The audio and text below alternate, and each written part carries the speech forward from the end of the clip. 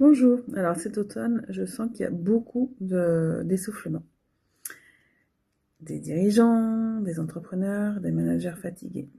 Alors, pas par manque de courage, non, non, mais par trop de pression. Bon, vous devez savoir que les décisions politiques qui changent sans prévenir, les financements qui se durcissent, donc la crise un peu économique, les clients qui attendent et qui, dans ces moments-là, justement, ils sont plutôt en mode passif.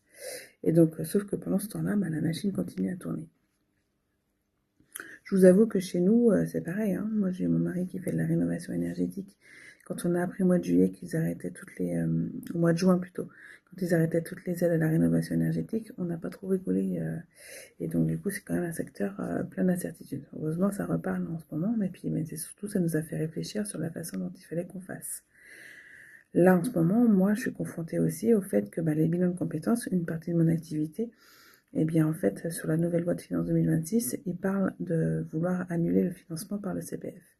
Donc, ça remet aussi en question une partie de mon activité. Alors, comment continuer à avancer sans s'épuiser avec toutes ces annonces-là, quoi, en fait. Bon, ce que j'ai appris quand même depuis 3 ans, c'est qu'il ne s'agit pas de tenir coûte que coûte, hein, mais plutôt de tenir autrement. Et pour ça, c'est en restant lucide, en restant enraciné et en restant aussi bienveillant envers soi-même. Alors, j'avais envie de vous partager avec vous quelques repères simples, parce que j'imagine que je ne suis pas la seule à être dans cette situation-là. Donc, la première des choses, c'est de garder une discipline. Bouger, dormir, bien s'alimenter, le sport. Et ça, je recherche pas vraiment de la performance par rapport à ça, mais c'est pour justement garder l'esprit clair, en fait. Deuxième chose, c'est de vraiment couper le week-end. Sortir, respirer, voir du monde, arrêter l'ordinateur, arrêter l'entreprise et donc et de se connecter à autre chose en fait, avec la famille aussi. Troisième chose dont je fais attention, c'est de rester en veille. Donc lire, se former, observer. On va dire la curiosité protège un peu de la peur, hein. Donc voilà.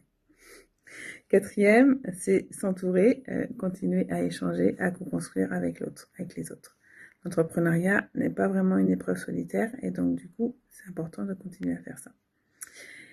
Une des autres choses que je pratique aussi et qui vient de mon ancien métier, c'est poser les chiffres en fait.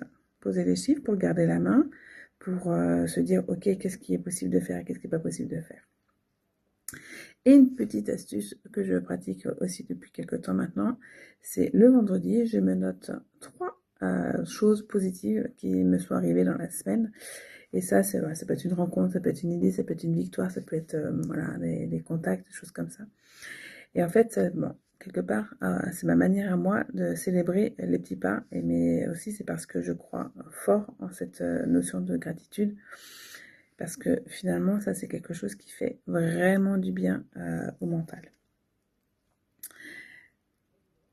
Alors, quand on traverse ces périodes-là, on va dire exigeantes, moi, je préfère qu'on fasse en sorte qu'on la passe ensemble, qu'on la traverse ensemble avec lucidité et humanité aussi, hein.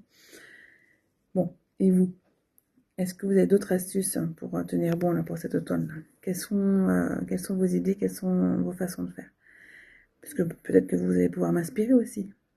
Merci.